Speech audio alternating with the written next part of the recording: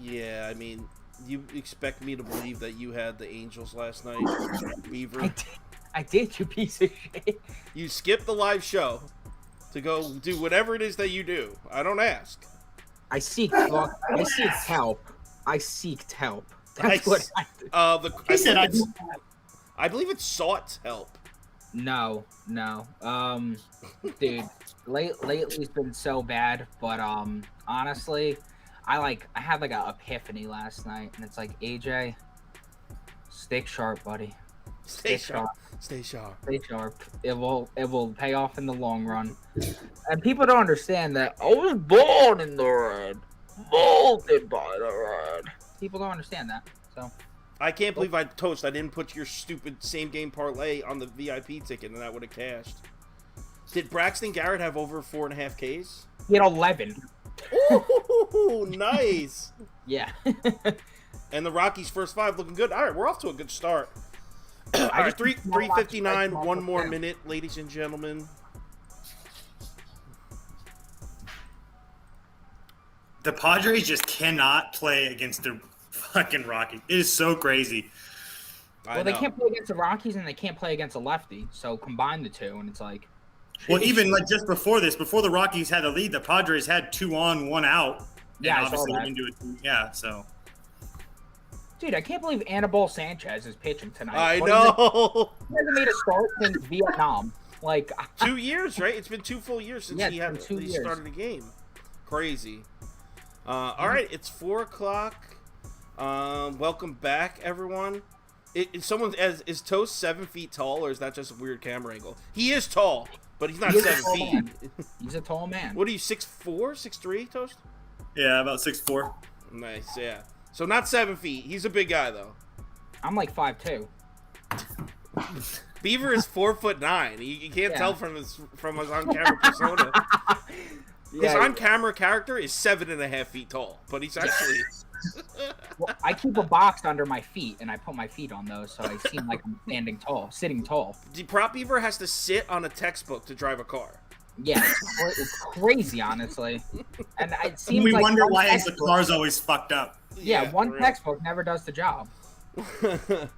All right, so people are still filing in, but we do have 11 games to get to, so we probably should get started. I actually didn't get to do the results from last night's episode. I did the day one, so I don't even know how we did. I think I might have been slightly in the red. I'm not sure.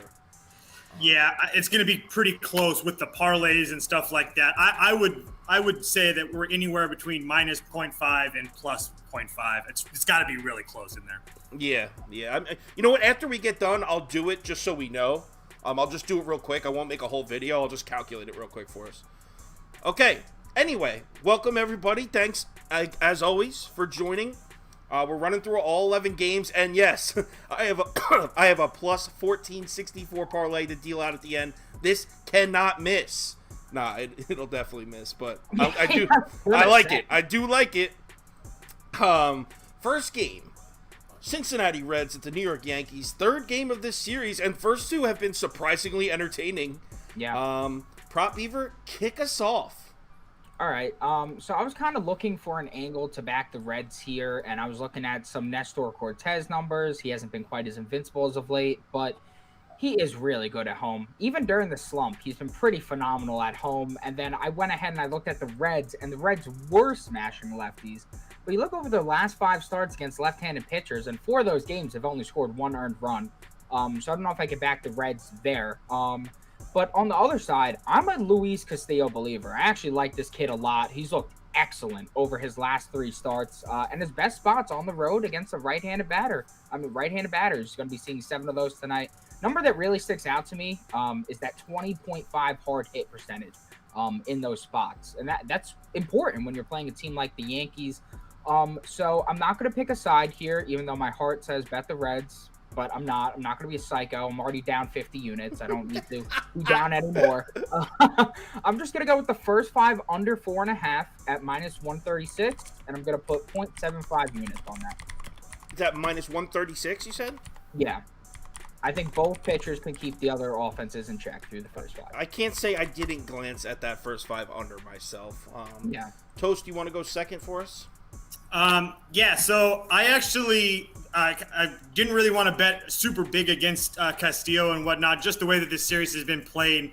But I do think that the Yankees at plus money, man, this is kind of, I feel weird about this, but I'm going to go Yankees minus 1.5 at plus 110 for just a half a unit. Not a big fan of it at all, but I'm going to use the Yankees in a couple parlays and whatnot. I don't want to be a pass on the show, so. That's it. We don't pass. We don't pass around these pots. you get shamed. You get shamed for passing on this show. So yeah, for me, I do agree that Nestor Cortez. I agree with what Prop Beaver was saying. That Nestor Cortez does look mortal recently, but you also have to take into consideration he was on the road, like Prop Beaver said. And he was also facing some good lineups. Nestor Cortez not only just at home, but at home against, like, bottom half lineups, like not elite lineups, he's pretty reliable. So I actually think he has a great bounce back start here. I did look at the first 5 under, and I did look at the Yankees run line, like Toast said. But the problem with that, the reason I jumped off the Yankees run line was their bullpen. And Toast, we were talking about that earlier. The Yankees bullpen, I believe their 7th, 8th, and 9th inning guy, all guys all pitched 2 consecutive days, right? Correct. Yeah. So I'm concerned with the Yankees bullpen. In fact, if this is a close game from like 7th inning or later, I may end up throwing a live half unit on the Reds money line. But as far as this show goes, yeah, Luis Castillo's been really good. And I think he did the same thing last year. He started a little slow and then just got hot. But at home against the Rays and at home against the Braves, not that they're bad teams, but at home in Cincinnati is different than on the road at Yankee Stadium against maybe the best team in baseball. So I'm going with the first 5 run line here. I'm taking New York Yankees, first 5 minus a half run. It's at minus 120, and I'll put 0.75 unit on it. It sucks that we have to start on this game because I think this might be the toughest game to bet on the board, or at least for me personally. It's a tough one, right? It's pretty hard. So I'll put 0.75 units on it because I really do think we see 5 scoreless from Cortez, making it, we only need to get 1 or 2 out of the Yanks to cash. Castillo's been good, but the Yanks should get a run or 2 out of him. I'd be fine with that. Just don't get shelled, Castillo. We'll be Just living don't happy. get shelled. The fellas will be living happy. So the comments, Yankees team total over 5.5. They're like, actually, they didn't say under or over. They just said Yankees team total 5.5. All right. They're disrespecting my boy, Castillo. It's out of pocket. Next game coming. Braves at Nats. Toast, take the wheel. You're on mute. He's muted. 2 plays in this game. Going to take the Braves minus 1.5 at minus 145 for 0.75 units. And then I'm also going to take the Braves Astros moneyline parlay. I think it's at like one. Just let me make sure to get the right number as we speak right now. At plus 125 for 0.75 units as well.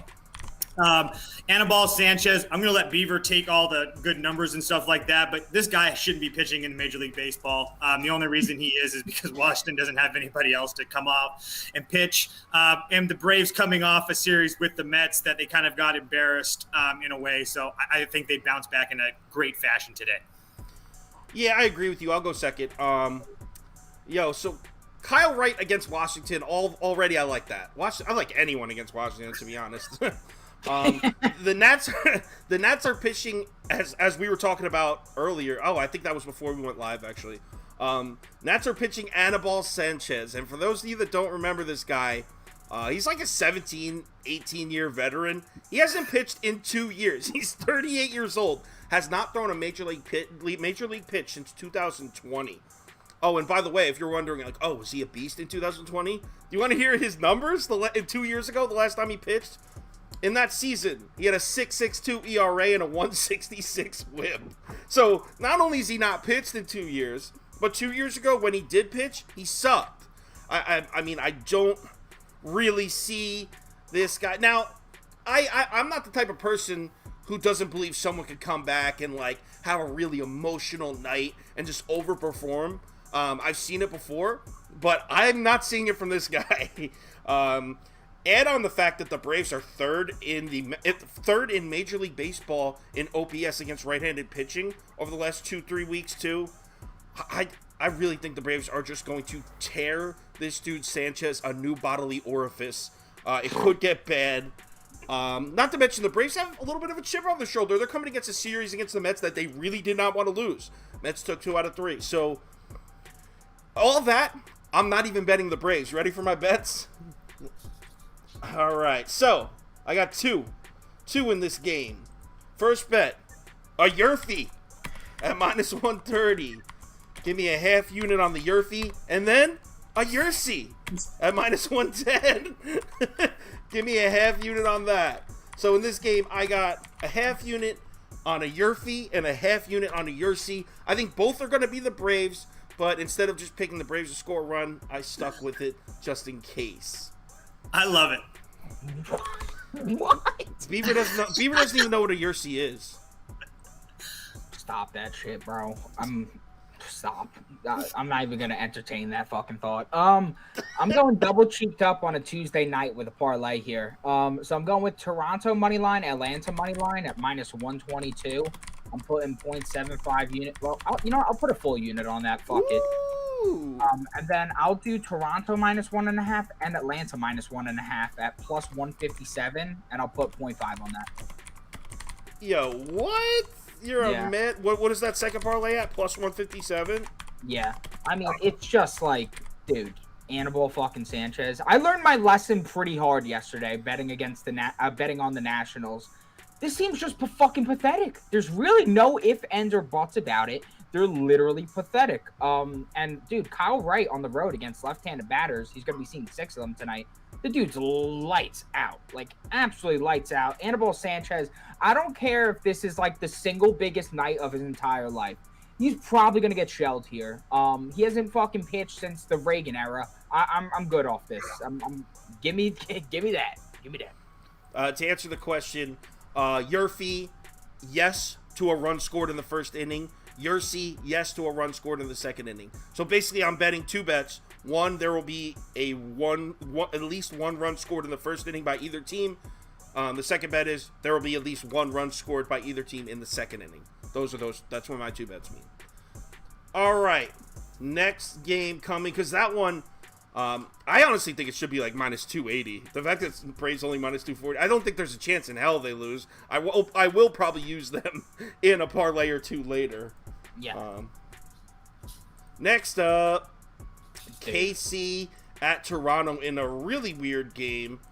I can't go first here because I literally wrote down undecided who's pitching because I didn't know. So I don't even have a bet for this one. I don't care if God is pitching. I'm fading the KC Royals here. Just put up the same text you put up before for this. Oh, you had a parlay. Honestly, guys, I listen. Here's a couple things. You can bet the Royals to win the series as a sweep on DraftKings at +170. You can also roll over, which means you take the Blue Jays on the money line, pay the $380. It doesn't matter. They're not going to lose. Put $100 on it. Take your $40 and then take that $140 and put it on them again the next day, and then just keep on doing that.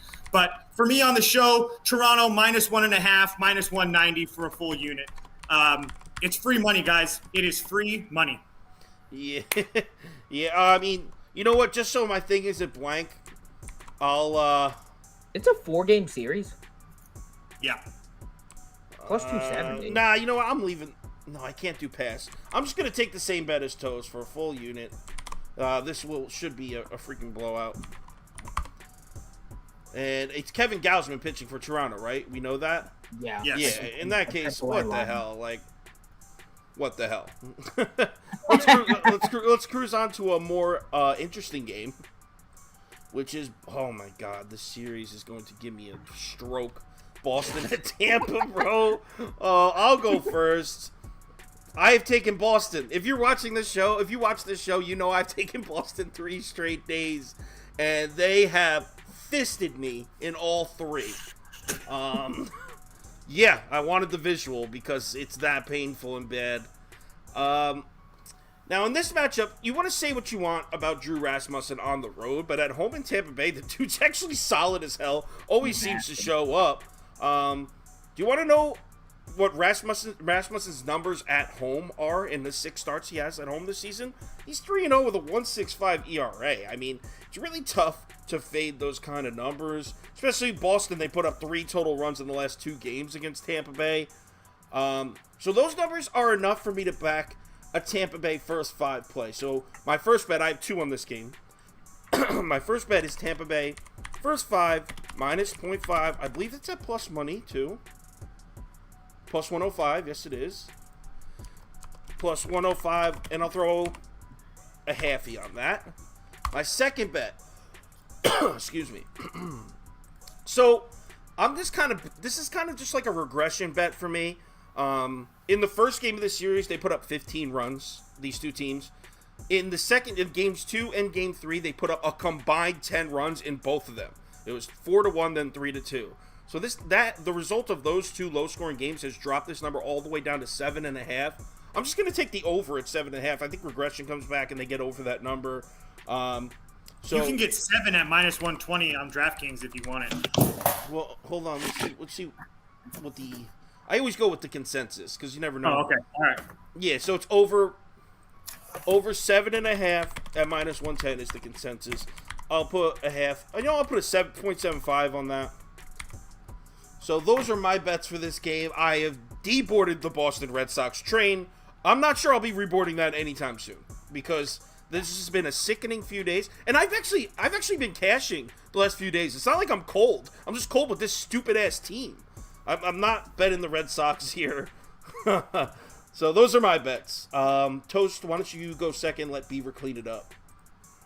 Red Sox money line plus 110 for 0.75 units. I understand how good everything is with the Rays. I can also give you another fact for the Rays that makes you want to bet the Rays.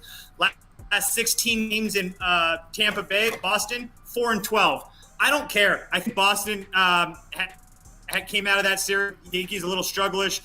If you take a look at Cutter Crawford, he has pretty decent numbers against the Rays lineup. Obviously, the Rays, Rasmussen has great numbers as well. But I'm getting a Boston team that's kind of been embarrassed the last couple nights. I'm going to take a shot with the road dog.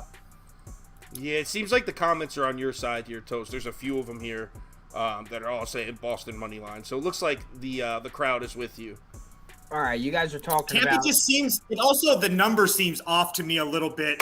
Everything that we just talked about, you guys both touched on, and yet this line's under 130. It just doesn't seem right to me. I hear you on that. That's why I didn't just take the Rays. I didn't just fade Boston. I just stuck to the first 5 in the over. Yeah, so we were talking about great numbers against current lineups. I mean, dude, Jesus Christ. Carter Crawford against the Rays lineup, 139 OBP, 222 OPS, 47.8 K percentage. How many times has he seen him though? He made a start for 5.1 innings pitched, allowed 2 hits, 0 earned runs, and 8 Ks. And then he also made a relief earlier this year that was 3 innings and was also lights out in that. He has been very solid as a starter thus far. He really only had 1 bad start against St. Louis, and that has been it. I like him to shut it down. And then Drew Rasmussen, speaking about numbers, 222 OBP, 450 OPS against that Boston lineup. He faced him 3 times last year, walked away with a 2.08 ERA and a 0.92 WHIP. He's much better at home thus far, as Kyle was saying. And his best spot is at home against lefties, because you'll be seeing 5 of them today. I'm going to go with the first 5 under 4.5. I got that at minus 141, and I'm going to put 0.75 units on it. If you want to bet it at 4, you can. I just saw that there were 3 books of the main 6 offering it at minus 140 or a little worse. And I would rather just have the 4 runs than the 3 runs to worry about. But truthfully, I think it's going to be lights out through the first 5 for both of these teams. I don't hate that either. Really quickly with lineups for Tampa Bay, no Walls and no Rosarina, and you're going to replace them with Luke Raley and John Aranda. Oh, well, I really like that under. Jesus. I did not know that this Boston pitcher had such nice numbers against the Rays. Not going to lie, that was a nice find. I don't care. It's not changing my mind, but... all right, next game coming. We're moving on to the 5th game of the night. Detroit at Cleveland. I actually was talking to Toast on the phone about this game about an hour ago. We're kind of on different sides. So here's what I landed. So it looks like Tristan McKenzie has officially found it, right? I mean, his last 2 starts, he threw 7 innings, 1 hit, shutout against the Yankees. And then he followed that up with 6 shutout innings against Kansas City in Kansas City. We all know that this kid has ace stuff. He's just young. It's a matter of him getting it together. Looks like he found it. Now he's home against Detroit, probably the best spot you can have for a right-handed starter. Now, you want to know who's pitching for the Tigers? This guy named Elvin. This guy sucks. This guy's name is Elvin Rodriguez. And in case you don't know who that is, this man is a human pitching machine. Since June 1st, he has made 2 starts. Since June 1st. His ERA since June 1st is 18.69. And now, right now, you might be thinking, Kyle, that's got to be a mistake. There's no way his ERA is 18.69. No, sir. There is no mistake. In his 2 starts, the first one he threw 4 1/3 innings and let up 10 runs. The next one, 4 1/3 innings, let up 8 runs. This dude is an actual pitching machine. Sorry. So my first choice was just get the Cleveland run line, first 5 at -155, but that's not what I ended up doing. I'm not really backing Tristan McKenzie in this one per se. What I am doing is taking the Cleveland first 5 team total over 2.5, and it's at an even -110, and I'll throw 0.75 on it. This is just a clear-cut fade of Elvin Rodriguez. This man is not a good starting pitcher. Beaver, why don't you go second? All right, so oddly enough, I was looking at those Elvin Rodriguez numbers. They are god awful. There's no hiding this. How do you do against Cleveland last time, Beaver? I was gonna say, do you want to know the only good start he had this year? It was against none other than Cleveland. 4 innings pitched, 2 hits allowed, 4 Ks, 0 walks. Considering he had, but I also wrote this, considering he allowed 4+ ER in his 4 other starts, I'm having a hard time believing that happens again. I don't want to back the Cleveland bats. They're about as inconsistent as they come. I'm good off that. I'm just going to back my boy Tristan McKenzie. As Kyle was explaining, this guy is on an absolute tear lately. And I think there's a lot of numbers backing why he'll go under 2.5 earned runs here. I got that at -110, and I'm putting 0.75 units on it. He has great numbers against his current Detroit lineup. In his last 5 starts against Detroit, he's 2-1 with a 1.17 ERA, a 0.72 WHIP, and a 33.3 K percentage. That's extra shiesty. And his best spots at home versus lefties. He's going to be seeing 5 of them tonight. He's only got a 467 OPS in those spots, a 30.4 K percentage, and a .083 BABIP. Holy Lord, that is nasty. He's under in his last 10 to 13 home games. He's under in all 5 career starts versus Detroit. And Detroit has allowed opposing right-handed pitchers to go under in their last 9 to 12 games against them. I don't think they're going to find their offensive stride against a righty magically against Tristan McKenzie, who's at the best point of his season, hands down. I think we're getting great value at -110. This was about +110 in the morning, and it's moved already. I think the books know it's up, so I'm going to ride with that. So it did. My bad. I was answering a text real quick. Tristan McKenzie under 2.5 runs, earned runs allowed, -110, 0.75. Was there a second bet? Nope, that's it. I don't want to touch anything else. Okay, cool. Comment coming in. Marlins are about to. Oh shit! I turned that game off. I'm an idiot. Marlins are about to score and win the game. Cool. Oh no, they're about to score. They got bases loaded with no outs. They're about to score and probably tie the game and win the game. All right, cool. Anyway. Toast, why don't you finish this game off? I really don't think this game is as easy as everybody's making it out to be. First and foremost, just situationally, there's no way in God's name that the Cleveland Guardians should be a -200 favorite to a AAA team, let alone the Detroit Tigers. Tristan McKenzie, I've kind of had a love-hate relationship with him. It seems like when I bet on him, he pitches bad. When I bet against him, he pitches good. He's looked great his last couple starts, but if you rewind, Minnesota lit him up, Baltimore lit him up. I mean, he did well against Colorado and Minnesota, but he can be very up and down. If we talk about Rodriguez, Toronto and New York, he blew up. It is what it is. He was tipping his pitches, all that good stuff. If you want to watch the breakdown on it, go watch that. It's really cool. He did have a lot of success with Cleveland. Look, this is probably going to sound crazy. It's only a half a unit. Give me the Detroit money line at plus 205 for a half a unit. This is a pure play on the number. I don't give a shit what the Cleveland Guardians have done and what they're. Excuse me. Regardless, they're 3-7 their last 10, 7-13 their last 20, and they shouldn't be this big of a favorite. So, absolutely, if you're going to give me a huge road dog, sure, why not? I'll take a half a unit on it. I will say I do agree with Toast. This team doesn't deserve to be a 250 favorite, and as much as I love Tristan McKenzie, he doesn't deserve to be a 250 favorite. I love that guy. I'm riding with him today, but that's fucking nuts. Beaver, did you hear Toast? You got to play the number.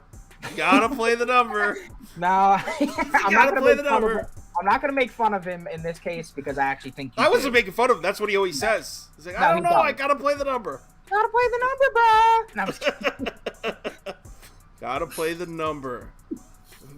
Gotta play a number dash Toast. That should be like a bumper sticker. Play the number. All right. It looks like some people were feeling that speech you just gave, Toast, because there's some people saying they're down with it. Yeah. I'm dead serious when I believe that. I'm not saying I can't see the Tigers pulling it off. I went with the first 5 team total. Whatever. Dodgers at Cardinals. What a crazy series this has been, man. All right, I'll start. So, Tyler Anderson has been cool as hell this year. Don't get me wrong, I like him. He's on my fantasy team. But can we all come to the agreement that A, starting pitcher records are stupid, and B, his 9-1 record is especially stupid? A lot of these games, if you look at his game logs, a lot of these wins would be losses on other rosters. I mean, I'm pretty sure everyone knows that.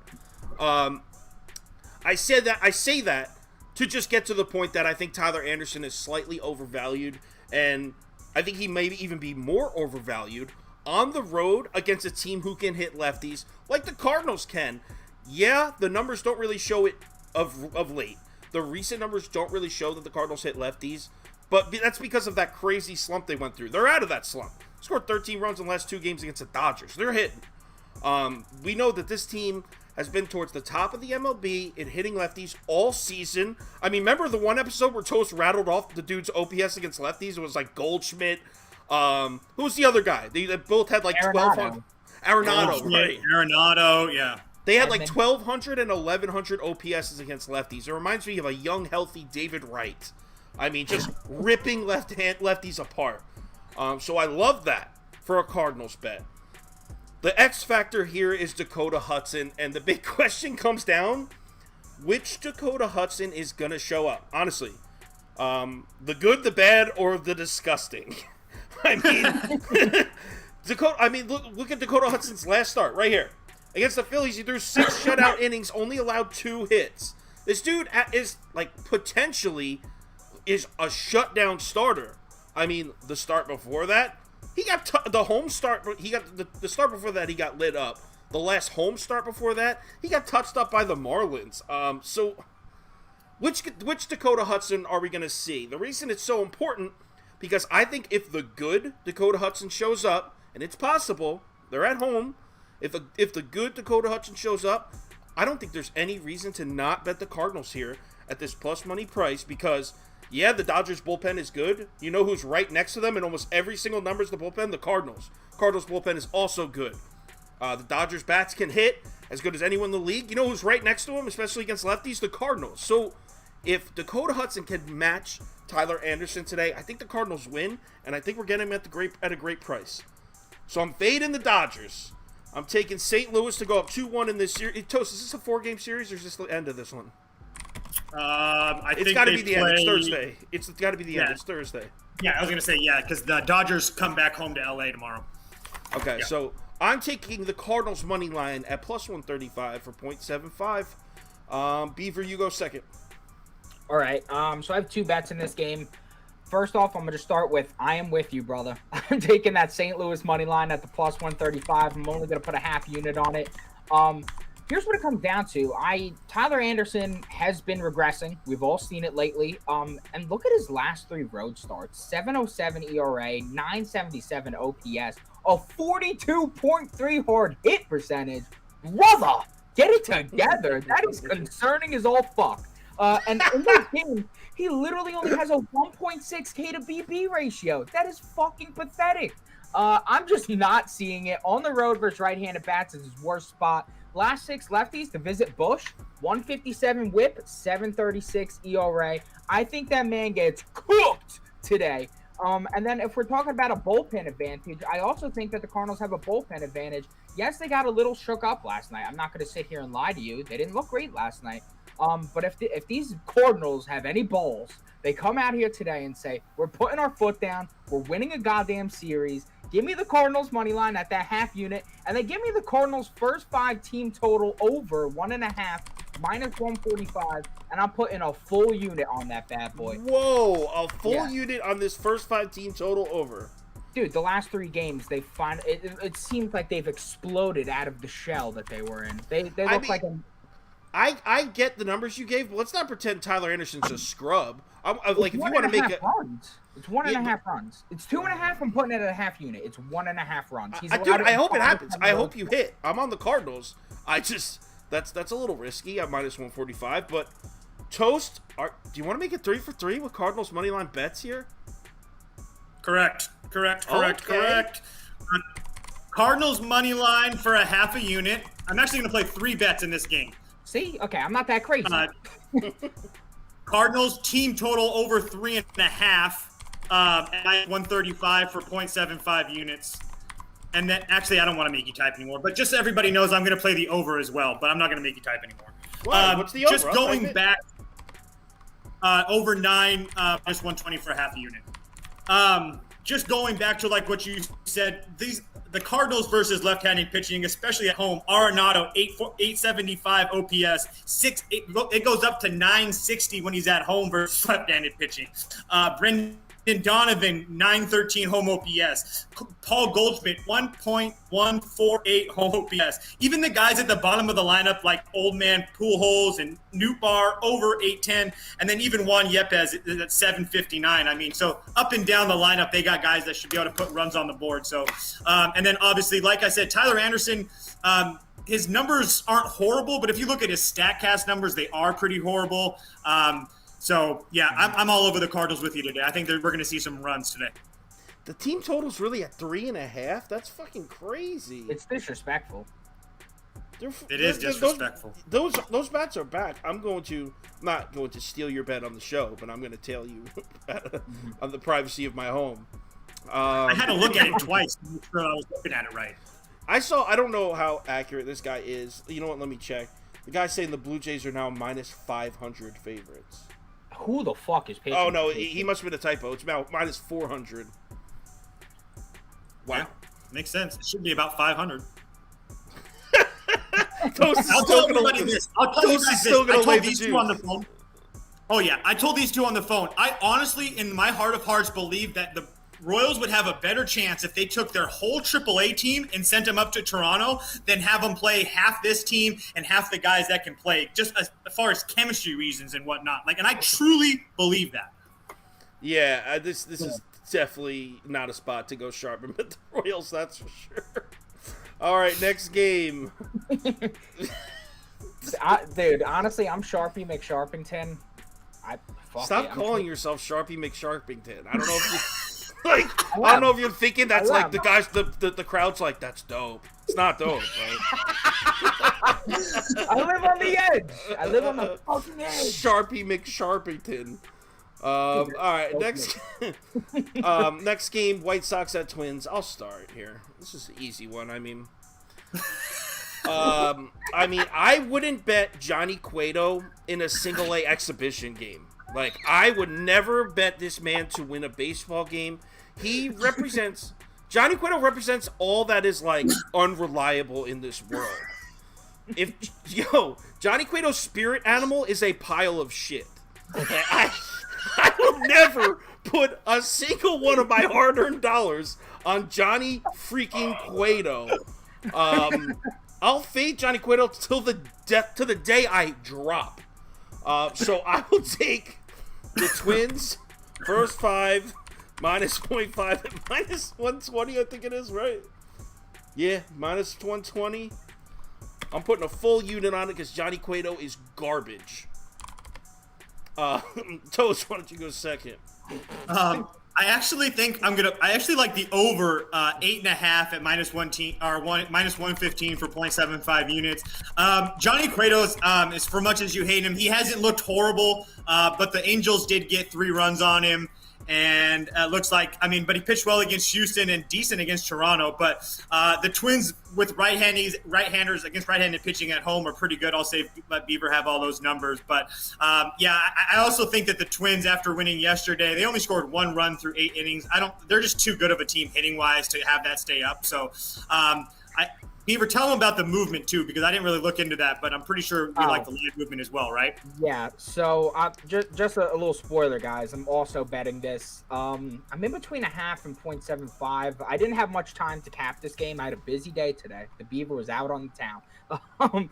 But yeah, so 96% of the money's on that under. I don't know what people are high and looking at this game and going, Johnny Cueto, Sonny Gray, let me get that under in. But you got 96% of the money on that. And let me describe the line movement to you. Like a fucking plank. That shit is lying dead still. They haven't moved it all goddamn day.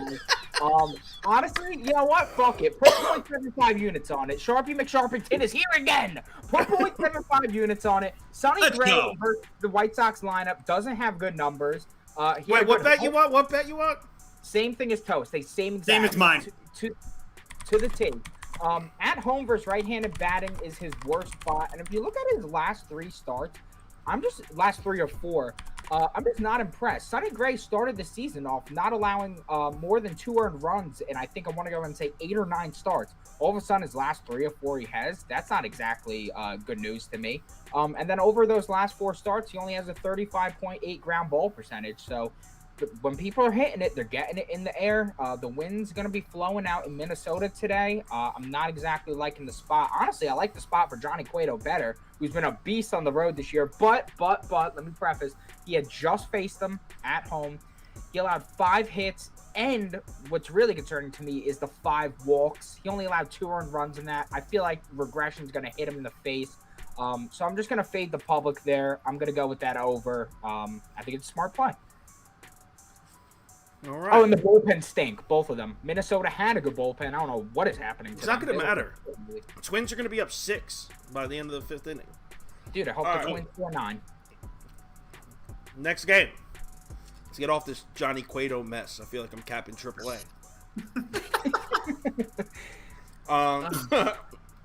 Cubs at Mets. Beaver, why don't you start us off? All right, so I'm going with the under 7.5 in this game at minus 115. I'm putting 0.75 units on that. Carlos Carrasco. Yes, he's been worse on the road this year, but here's the teams he got lit up by. The Angels, who were at home, are much better offensively, and against righties, much better. Houston, and then St. Louis. I'm not really going to fault him for those. The teams he did great against were Washington twice, who obviously sucks, Colorado, and the San Diego Padres. I'm going to put the Cubs in the latter portion of the teams I just said. And if you look at the last 7 right-handed pitchers to face the Cubs, they've held them to a 2.83 ERA and a 1.14 whip. If we take that Jason Alexander start out of there, where he allowed 6 earned runs through, I want to go ahead and say 4 innings. That's a guy who I believe sucks, looks like a child molester, and already saw them earlier this year, then those numbers are even worse. Since July 2nd, we're talking about a team that's 26th in OPS, WRC+, and 29th in hard hit percentage against right-handed pitching, 4th highest ground ball percentage. I think Carrasco could have a nice start here, especially with the fact that against this Cubs lineup, he has a 45 OPS and a 27.2 K percentage. That's good stuff working for him. And then Keegan Thompson is a guy I really like. He's looked really, really good lately over his last 5 starts. He had 1 bad start against the Reds, but I'm not going to hold that against him. 555 OPS, 0.3 home runs per 9. I really like what I'm seeing from Keegan Thompson. He's much better at home thus far. He's going to be seeing 5 lefties today in that Mets lineup, and his best spots at home versus left-handed batters. And my final point, Mets bats, yes, they did great in that series, but I could see it as a little bit of a flat spot coming off an emotional win in that series. And the two bullpens are improving for both of these teams. Diaz had a day of rest yesterday. David Robertson, I believe, as long as he's active, he should be out there today. So I like my chances with that under. Also, all the money's on the over and no line movement yet again. All right. I'm siding with, where is it? Oh, here it is. Action Jackson said Mets money line. I'm on the same page here. I'm on the Mets. It's at minus 132, which I think is a very reasonable price. The only reason put a full unit on it. The only reason that you're getting such a generous price with a team like the Mets over a team like the Cubs is the starting pitching matchup today. Cookie Carrasco, yeah, his numbers on the road haven't been great, but how many? Like, what sample size are we talking about? He's only had, 2 road starts in the last 7 weeks? I mean, let me just pull it up to make sure.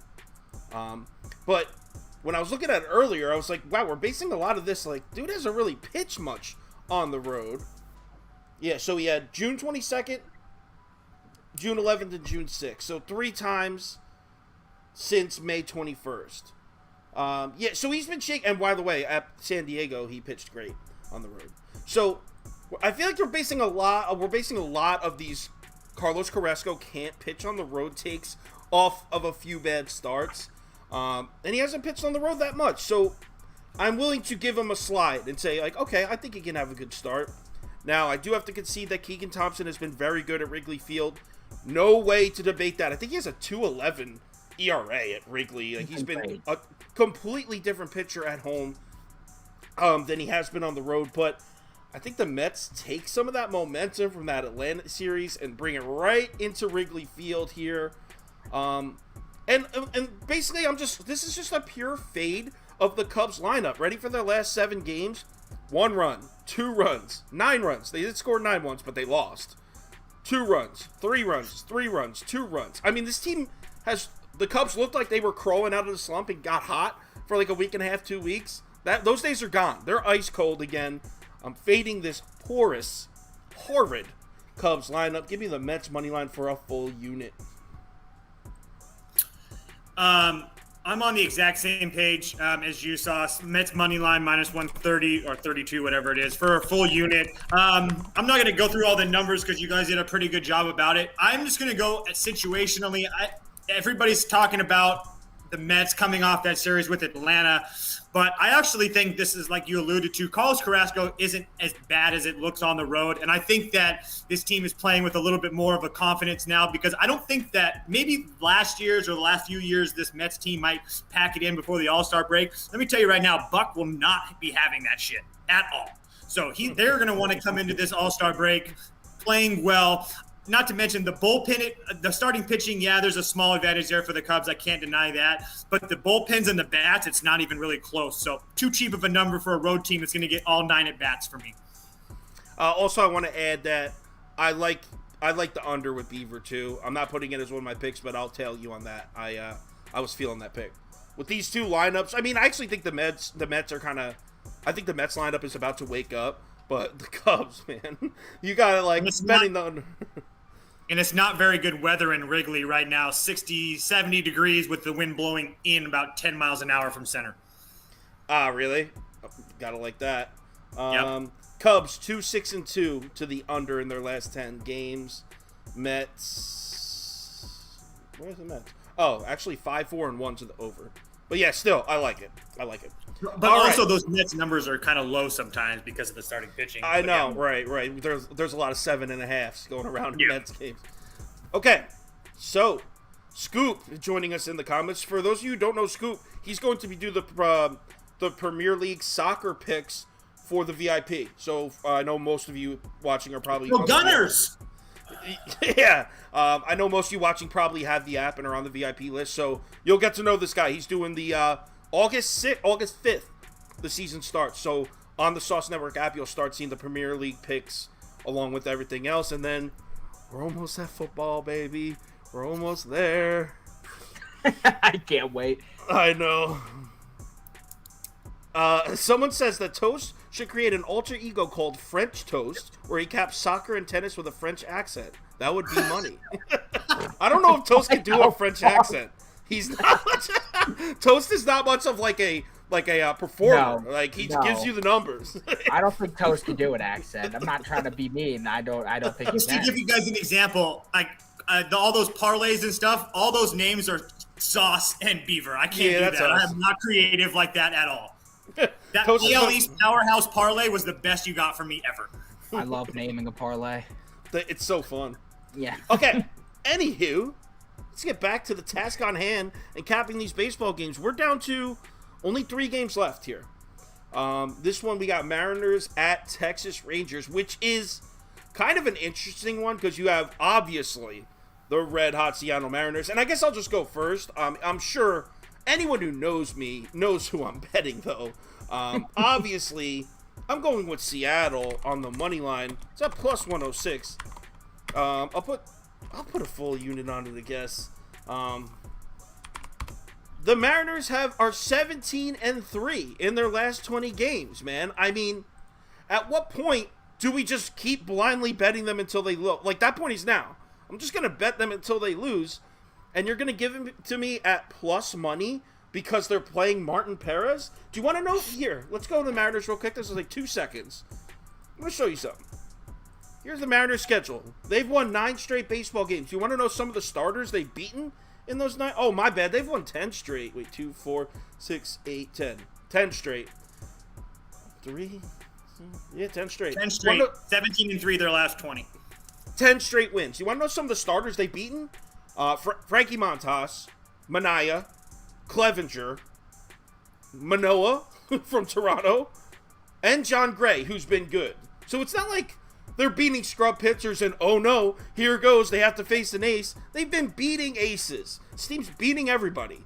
I'm betting the Seattle Mariners until they show me they know how to lose a game. Beaver, go second. All right. So I'm hoping I don't bring my mush powers into this, but I will be betting the Mariners today at 0.5 units. Just simply put, that I was an idiot for fading a team as hot yesterday with a team as dog shit as the Nationals. I'll go out and say it, people. Sometimes being sharp doesn't pay off because that was just fucking stupid. And listen, in terms of a series history between these two, the Mariners have won the past 1, 2, 3, 4, 5, 6, 7, 8, 9 of 11 games against this Rangers team. They're red hot right now. I don't trust Martin Perez for shit. Mariners are hitting pretty well against lefties lately. And the Texas bullpen has definitely shown a little bit of flaws lately, especially in an Oakland series where you should be shutting that lineup down. So that was a bit concerning to me. I didn't enjoy that at all. They also didn't look that great in the Twins series either. So I'm going to ride with the hotter bullpen, the hotter bats, and honestly, this is crazy. Maybe even the better pitcher. Marco Gonzalez has nutty good numbers against his Texas lineup. Oh, yeah. 593 OPS, 247 OBP. I mean, I kind of like him here, but I'm also putting the first 5 over 4.5 at minus 122, and I'm putting a half unit on that because I think both of these guys have shell potential today. Dude, both of these teams are so good at batting against lefties lately. It's on crack. And if you look at some of the Rangers' recent games, I mean, they just had high scoring. They just had 7, 21, and 18 runs in a series against the goddamn Oakland Athletics. The games just keep going over, and most of these runs are being scored in the first 5. So I'm just going to keep riding with the overs that the Texas Rangers are gifting to us. And yeah, that's about it. I'm not going to go too crazy on that one. Half unit on both. All right. Before Toast goes, I want to say we have something like that. So starting September 1st, I'm starting a show called The Cap House, where me and AJ's Prop Beaver are going to have guests, and some of the guests are going to be just completely just non-analytics, non-handicappers, so it's going to be funny. That's called The Cap House. I can't wait for that. You guys will hear about it, though. That starts, it'll be live streaming during Thursday Night Football, where we are all going to cap the games together, like the comments included. People are going to, we're making our notes to start capping the NFL slate, and we're all as a group. But anyway. It's essentially like a behind-the-scenes look that's also interactive. Yeah, we're all capping the games. We're all making our note sheets together. Everyone in the comments. Well, you'll be in Alaska. I know, that's what I'm saying. But it sounds really, really fun. Oh, it's all right. Anyway, yo, the Seattle Mariners, really quickly. Somebody in the comments said, how do we not bet the Mariners? Because you're going to hear a couple things on Twitter and all the stupid talking heads today. You're going to hear that Martin Perez has been very good, yada, yada, yada. And then you're also going to hear that Seattle's in a bad spot because they just played 2 games in Washington, and now they got to travel to Texas.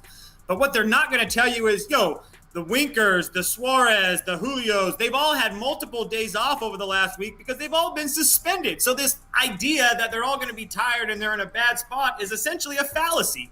Not to mention you add on Marco Gonzalez, a Gonzaga guy, so you know he knows how to win. And when's the last time he's given up 3 runs in a start? You go all the way back to the 1st of June, and it was against this Texas team when he gave up 3 runs. And one of those was a home run, and it was late in the ball game. So, and if you take the other starts before that, 5 innings, 0 runs in Texas, six innings, 1 run in Texas. Obviously, those teams didn't have Simeon and Seager and whatnot, but still, I'm all over Seattle today. Seattle money line for the full unit, just like you. I like what you were saying about the earned runs thing, Toast. Because I always look at the prop lines for all the games, and dude, I mean Marco Gonzalez this year. If you want to just look at it, the guy's gone under 2.5 earned runs in 3 of 17 starts. That's so impressive. He's very consistent. But I see that it's big to the over, and I feel like that kind of helps my point about that first 5 over. I think runs will be scored. It's one thing that does worry me about this game. Now I'm staying with the Mariners, of course. I'm not fading the Mariners till they lose. You heard that here first. But at 4 a.m. this morning, this game was a -110 pick'em, and the money is on Texas, and the books don't seem to like it. You can see the line movement. So that's just something a little concerning. But like I said, not fading Seattle until they lose a baseball game. Eugenio Suarez is going to go deep. Just watch. He's on my fantasy team, too. What a utility player he is, huh? He's a good guy. Great hair, too. Asking your opinion about him, Beaver. Next. You look up like. Next up, Astros at Angels. And I'll go first here. I wrote down 2 sentences for this one. I wrote down Houston -1.5 at -105, and let me type that in for the picks. As soon as I looked at the game and the pitching matchup and the price, I wrote it down without even taking another single note. What I wrote down was Framber Valdez against Reed Detmers, ? Come on here. This price is just a free money situation. Obviously, there's no such thing as free money. And, and it's moved, by the way, because Toast got this last night at +105. So it's moving in our favor, too. I forgot. Why do you look so confused, Beaver? Because is it the spread, or how are you getting the Houston? Okay, I'm sorry. I forgot to type -1.5. That's why I was like, what the fuck is going on? See, it's Houston -1.5 at -105. Full unit. I love this one. What do I say about the Angels? What do I always say? They can't score runs, and in order to cover spreads, you need to score runs. Houston -1.5 for a full unit. Toast, just go on, you go second. Essentially the same bet as you guys. Framber Valdez and Sandy Alcantara, my 2 favorite guys. Framber is just consistent. 14 straight quality starts. Just went 8 innings in Oakland. Astros, let me see here. 11th in WOBA against lefties the last 30 days. I mean, the Angels dead last, or pretty much dead last. So good luck betting those Angels, Jackson, but Houston all the way for me today. Are you on same as me, -1.5, yes. -1 unit? Yep. Beautiful thing. Me and Toast are on a lot of the same side, so we're either going to ride the ship into the sunset together, or we're going down with it. We'll see. We've done both. Yes. Prop Beaver, why are you taking the Angels? Actually, shout out to my guy Party, Parti. We were DMing back and forth on Twitter yesterday, and we wound up taking the Angels, the Orioles, and he wound up taking the fucking Rockies in that game, which was wildly impressive to me. So good picks for him. Listen, I would love to go with the Angels here, but it's not fucking happening, okay? Framber Valdez on the road is the man. He's the outs lord. He's the supreme overlord. He's a god. Against the current Angels lineup, he's got a 285 OBP, 580 OPS, and a 32.1 K percentage. Wow, that shit's beautiful. Last 30 days against lefties, Angels are 28th in OBP, 29th in OPS, 29th in WRC plus, and 29th in K percentage. I'm surprised they're 29th in anything. Like, who could be worse than them? Oh, I don't know. Honestly, we'll review that later. Maybe Oakland. Maybe Oakland. Yeah. But I'm going to go ahead and say at the same time that I actually don't think Reed Detmers gets stunned here. If you look at the Astros games against lefties, the last 8 of 11 games they face a lefty, they've gone under. And I looked at the OPS and WRC plus and that stuff, and they're all in the top 12 over the past month. But I'm looking at the scores of these games. I'm looking at the opposing pitchers. They're not making it past 5 innings, but they're also not allowing like 4 or 5 runs. They're allowing 2, 2, 3, 2, 2. Like, so I have 3 bets on this game, going a little crazy. All 0.5 units, all 0.5. I'm spreading the risk. Under 8 minus 110. I'm putting 0.5 units on. All the money's on that over, which is nuts to me. I'll go with that under all day. I'm doing a SGP with the Houston money line and Valdez 6+ Ks. The Angels are legitimate strikeout machines. And if you look at Framber Valdez against the Angels, he's hit in his last 4 of 6 games against them, averaging around 7 Ks. I think his line's at 6.5. To get 6 Ks, I'll take my chances there at plus 111. I think that's a good price. And I'm also going to put a half unit on Valdez over 18.5 outs.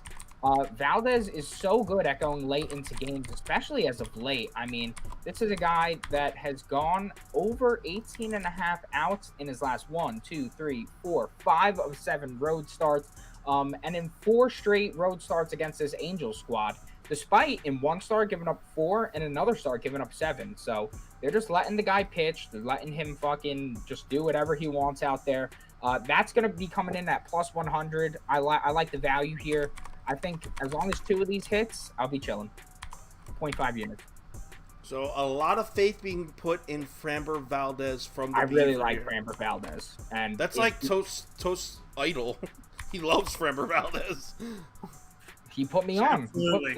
Dude, there's those bets you just gave are so intricate that they almost don't even fit on the screen. Hey, that's So the best types of bets. That's the Prop Beaver. Prop Beaver! Shout out to the person in the comments. Wow, there's a lot of comments coming in, but before said I should start a cooking/gambling show where there's a new kind of sauce every day. That's good. Last game, Toast, kick us off. Giants and Brewers. Look, I'm going to take the Brewers on the money line at minus 110 for 0.75 units.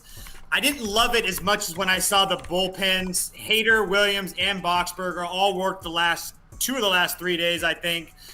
You usually don't see Hader going on 3 days work. You will see Williams at time to time go 3 days. So I think you're still going to see one of those 2. But as good as Carlos Rendon's been, Brewers coming off of a walk-off home run yesterday where their whole staff gave up 1 run going into the 9th. So it's a little bit of a bounce-back spot for me. Not the best spot for the Brewers, but with Corbin Burns on the mound, I got to think he's going to be going 7 or 8 innings.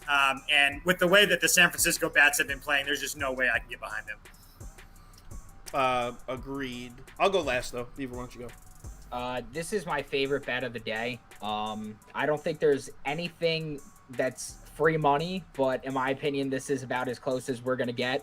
Put a full unit on the San Francisco Giants' first 5 team total under 1.5 at minus 130. I said it yesterday. I don't know if they're going to be sellers. They won the end of that game, but this lineup is so pathetic. It hurts my eyes to look at their stats, truly. We're talking about a team that's been held under by the last 10 of 11 right-handed pitchers they faced. 10 of 11. Now they're facing Corbin Burns. None of them are as good as Corbin Burns.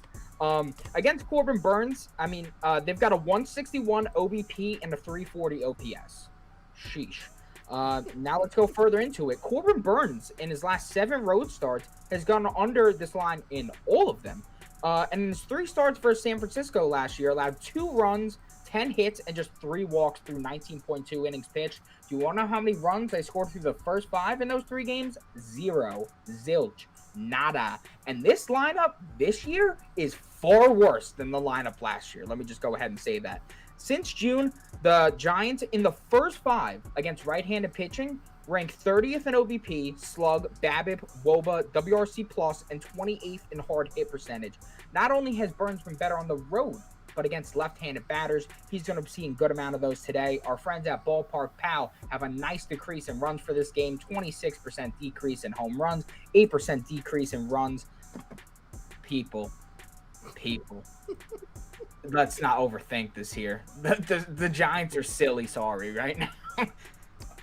So I did have the same thing. I switched it. We're all on the same page here. I have 3. This is the game I'm betting the heaviest of the whole slate. I have 3 bets here. First one, Milwaukee money line at -110 for a half unit. For the reasons everyone else said. There's no reason for me to even say it. The second bet, no one mentioned this, and I think this is the best value on the board here. Milwaukee. So Milwaukee first 5 minus a half run at +125 with Corbin Burns. I'm putting 0.75 units on that. That's my favorite bet of the game.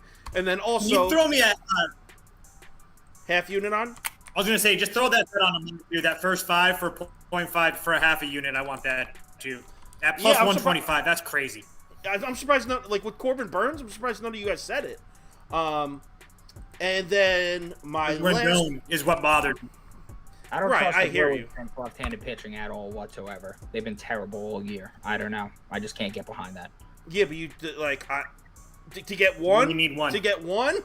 I don't know. The Giants against Corbin Burns. All right, and the last bet is San Francisco team total under 2.5. The reason I like it is it's plus 125 also. I was originally on the one that Beaver said. I like that a lot. The first 5, but the full game is at 2.5 and it's plus money. So that's what I went with. So yeah, that's 1.75 units on one game. That's a lot for me. I usually don't place so much of my bankroll in one single game, but I like this one a lot. So yeah, that's the final game. Whew, we made it through. So as promised, I have the what did I call that parlay? Let me open up Twitter. What did I call this shit? A Sonic Scorpion Deathlock parlay. So I have that. Do you guys? I'm sure. Do Beaver, Toast? You guys have parlays to give out today? Honestly, I'm a bit mad at myself because I should have given out a K parlay in the morning because 2 of the guys I really liked for K's already have gone. But I'll figure something out for later. Okay, so yours will be on the VIP, not in the show. No. Toast, anything to give out? Yeah, I have a hit parlay, but I accidentally just erased the odds, so I don't know what it is, but it's still I really like it. Starling Marte, Trey Turner, Austin Riley. It'll probably be like 120 plus like 120-ish. Okay. But yeah. Either way. That's Toast's hit parlay. He's got a very good win percentage with those. All right, and now it's time for the damn it, what did I name it? Supersonic Scorpion something. The Sonic Scorpion Deathlock parlay. Sonic Scorpion Deathlock parlay. And it is as follows. It's plus 1464. This is big heat here. Big heat. There it is on your screen. But I will read it out loud for those just listening. Mets minus 1.5. Mariners minus 1.5. Brewers minus 1.5 at plus 1464, and you can take that to the bank. No, I really like that. 1464 for that? I thought that was going to come out to be like 600. I see some people say things like, "How can you really like that?" Keep in mind, this is a parlay. This is for fun. But at 1464, 2 of those teams I really love with the Mets and the Mariners. Touche sauce. Also, the best part about that bet, all 3 of those teams are road teams, so you're going to get all 9 at bats. Love it.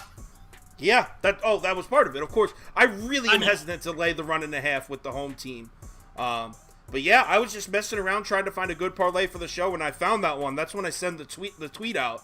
I wouldn't tweet out like I got a parlay just to like get viewers. I would only tweet that if it's something I really like, and I like this one. So yeah, that's the end of the show. Thanks so much for joining. Like I said, we got a ton of stuff coming up. We're going to try to do the MLB show every single day. We've been pretty good about it. We've been about 5-6 days a week.